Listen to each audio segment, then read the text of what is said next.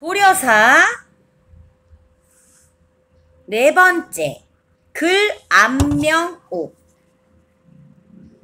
고려 사람들은 문물이 발달한 원나라에서 새로운 것을 배우고 싶어했다. 학자들 중에는 성리학을 공부해 원나라 과거시험에 합격해서 벼슬에 나아가는 사람도 있었다. 이 밖에도 정동행성이라는 기관이 설치되었는데 이는 몽골이 일본을 정벌하기 위한 것이었다. 정동행성은 1차 일본 원정이 실패한 뒤 폐지되었으나 얼마 뒤 다시 설치되었다. 형식상 고려 왕이 최고 책임자였으나 고려 내정을 간섭하고 원나라에게 맞서는 사람들을 가뒀다. 반대로 원나라와 가까이 지내는 부원배는 뒤를 지켜주었다. 고려가 원나라에 휘둘리자 원나라의 아부에서 이익을 챙기는 자들이 생겨난 것이었다. 부원배는 원나라 황실이나 높은 관리들에게 뇌물을 바쳐서 벼슬을 하나라도 얻으려고 애를 썼다. 그렇게 벼슬을 얻게 되면 백성에게 가진 위세를 떨면서 횡포를 부려 자신들의 배를 불렀다. 정동행성의 부속기관으로는 원나라와 관계된 범죄를 다스리는 이문소가 있었다. 이문소 관리들은 부원배의 편을 두고 고려 관리에 체포하는 등 갖은 횡포를 부려 원망이 자자했다. 성리학, 중국 송나라 시대에 시작되어 조선시대에 크게 번졌던 유교 철학, 내정, 국내 정치, 부원배, 원나라의 힘에 기대어 고려와 고려인에게 심각한 피해를 입힌 정치 세력.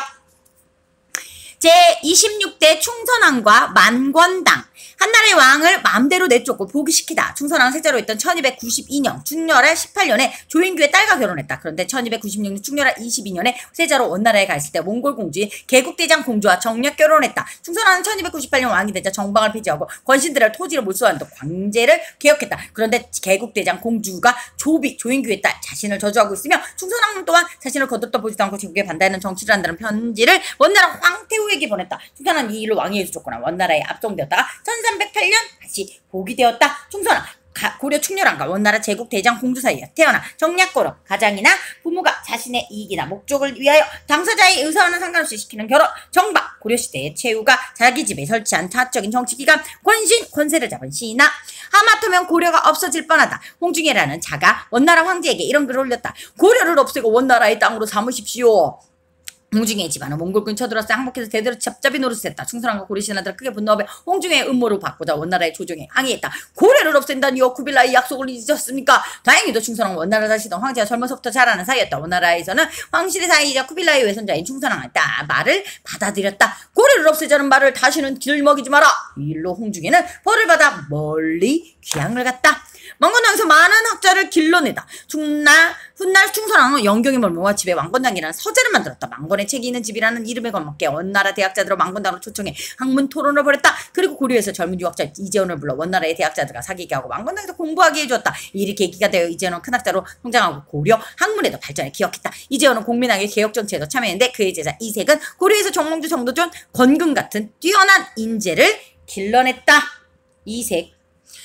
자, 제31대 공민학, 고려의 국권을 회복하다. 반원정책. 고려는 제24대 원정 때부터 제30대 충정왕 때까지 80여 년도가 원나라의 간섭을 받았다. 원나라 순제는 1351년 10월 나리가 어리다는 이유로 충정왕을 폐하고 22살인 공민왕을 고려 31대 왕에 봉했다. 그러나 공민왕은 원나라의 의도와 달리 지배에서 벗어나 사주적인 국가체제를 확립하고자 했다. 나는 지난 10년 동안 원나라에서 살았다. 또 원나라 공주와 결혼했지만 한순간도 내가 고려 사람이라는 것을 잊은 적이 없다. 이제부터 복을 받고 변발을 하지 않을 것이다. 1351년 12월 원나라에서 돌아온 공민왕은 이듬해 2월부터 개혁을 서둘렀다. 하루는 공민왕이 최영을 불렀다. 원나라에서 홍건적이 나 때문에 구원병을 요청해 왔소. 장군이 가서 상황을 잘 살펴보고 오시오. 홍건적이나 중국 원나라의 말기에 홍건정과 백령교도가 중심이 되어 일으킨 종교적 농민반란. 1355년 공민왕 4년 원나라에서 전쟁을 마치고 돌아온 최영은 공민왕에게 이렇게 보고했다. 원나라는 왕이 다툼과 잦은 반란으로 힘이 약해지고 있습니다. 그중 원나라는 새로 일어나는 명나라에 밀리고 있었다. 공민왕이 원나라가 내리막길을 접어들다가 판단하고 그 틈을 타 친원파를 몰아내고 왕권을 강하겠다는 계획을 세웠다. 그리고 공민왕 5년에 드디어 반원개혁이 시작되었다. 원나라의 연하와 간제를 폐지하고 원래대로 복구하라. 원나라가 고려의 정치를 간섭하기 위해 만든 정동행성과 이문소도 폐지하라. 그리고 공민왕은 왕비 노국대장 공주에게 이런 말을 했다. 원나라를 멀리한다고 나를 원망하지 마시오. 염려마세요. 저는 이미 고려의 왕비이고 폐하의 아내입니다. 고맙소. 원나라의 지배에서 벗어나지 않으면 고려는 어떤 개혁도 할 수 없어. 공민왕은 착하고 지혜로 노국대장 공주를 꼭 안아주었다.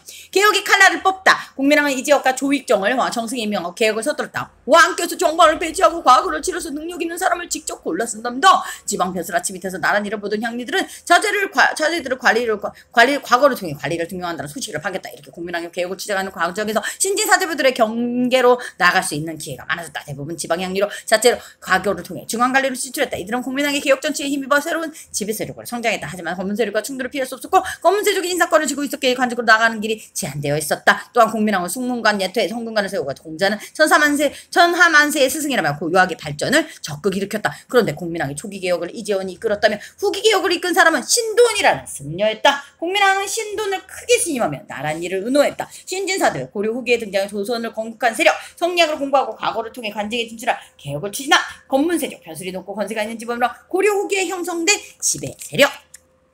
그래서 고려를 개혁하려면 어떤 일부터 해야 하는 게 좋겠소? 고통에 빠진 백성부터 구해야 합니다. 억울하게 노비가 된 사람이나 땅을 빼앗긴 백성을 돌보는 것이 우선입니다. 그렇다면 검문세족들이 부당하게 빼앗은 토지와 노비를 본래 주인에게 돌려주거나 양민으로 해방시키는 특별기구를 만들라. 국민당은 신도가 의논한 1360년 5월 전민변정 도감을 설치했다. 검문세족이 부당하게 빼앗은 토지를 원래 주인에게 돌려준답니다.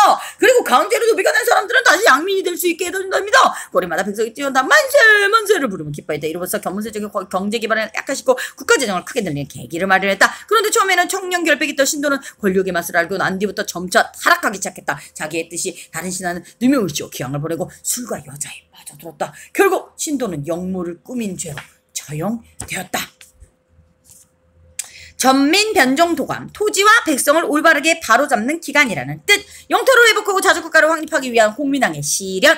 원나라는 곳곳에서 반란이 일어나 고려에 신경을 쓸 겨를이 없었다. 국민왕은 이 틈을 다 명했다. 기왕후를 믿고 왕을 무시하고 방자하게 굴던 기초가 그 무리를 처벌하라. 기왕후는 원나라의 공료를 보내줬다가 원나라의 해종의 비가 된 사람이다. 이렇게 해서 원나라의 빌부터 권세를 누리던 기초가 그 집안은 모조리 죽임을 당했다. 본래 화주 북쪽 땅은 고려의 영토에다 원나라가 빼앗아간 쌍성 총감부를 되찾아야겠다. 쌍성 총감부를 공격해 우리 영토를 되찾아라. 1356년 국민왕은 잃었던 철령 북쪽 땅을 되찾았다. 또한 고구려의 이 땅을 되찾기에 요동지박도 공략했다. 이제 원나라의 간섭에서 벗어나야겠소. 고려는 100년 동안 원나라의 식민시대를 받다가 국민왕 때에서야 비로소 자주적인 국가체제를 만드는데 힘을 쏟았다. 그런 중에 새로운 문제가 생겼다. 홍군족이 쳐들어온 것이다. 홍군족은 중국 땅에서 몽골이 세운 원나라를 무너뜨리고 한족의 나라를 세우려는 반란군입니다. 원나라 군대를 밀려 고려로 쳐들어온 듯합니다. 당장 홍건적을 물리쳐라. 군사를 동원해 홍건적을 물리쳐서 국민왕이 실화는 끝나지 않았다. 복민왕은 홍건적을 물리치는데 공을 세운 장수를 눈에 띄게 아꼈는데 김용이라는 자가 이를 몹시 질투하고 있었다. 왕이 흥왕수에게 절대 준이도록 하라. 그런데 이 일이 발각돼 위기에 처하자 김용이 이를 숨기려 관원의 부하를 모조리 죽여버렸다. 그러나 이 행동이 더욱 의심을 키웠고 김용은 죄가 드러나 처형당했다. 그리고 원나라에서는 국민왕의 3,000벌이 더 큰 군을 고려의 세왕으로 추대하여 쳐들어왔다. 감히 내 오라버니 기천을 죽였단 말이냐? 당장 더 큰 군은 공민왕을 몰아내고 세왕이 되어라. 이 일을 공민왕이 자신의 오빠를 죽인 데 복수하고자 기양후가 꾸민 일이었다. 공민왕은 더 큰 군과 원나라 군대를 물리쳤고 그 후 원나라는 더 이상 고려에 간섭하지 못했다. 한족의 반란을 막는 데만도 힘이 붙였다.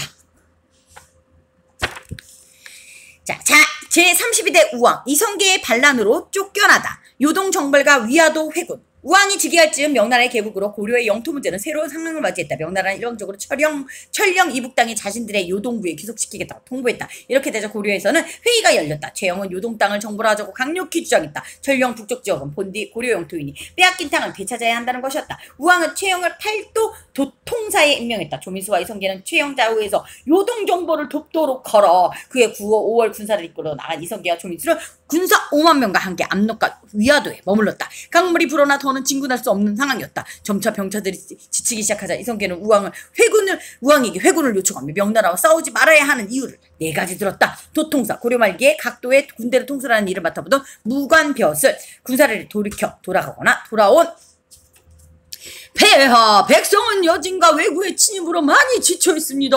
첫째, 작은 나라와 큰 나라를 치면 이길 가능성이 없습니다. 둘째, 여름철에 병사를 통원하는 것은 무리입니다. 셋째, 원나라 군사를 모아 요동정보를 가면 그 틈을 타 왜구가 쳐들어올 수 있습니다. 넷째, 장마철이라 악유가 녹아 발이 풀리고 전염병이 병사들이 희생될 수 있습니다. 하지만 우왕은 최영에서 친임에게 끝내 회군을 허락하지 않았다. 이성계는 우왕의 명령을 따르지 않다. 결국 이성계는 군사를 돌려 회군했다. 그 소식을 들은 우왕은 채용에게 개경으로가 반란군을 진압하라고 했다. 하지만 진압군은 패했고 채용은 사로잡혀서 귀양 갔다가 이성계에게 사형되었다. 이성계는 정도종, 남은 등의 신진사제부들을 끌어들여 조정을 손에 쥐고 우왕을 폐위시켜 강화도로 보냈다.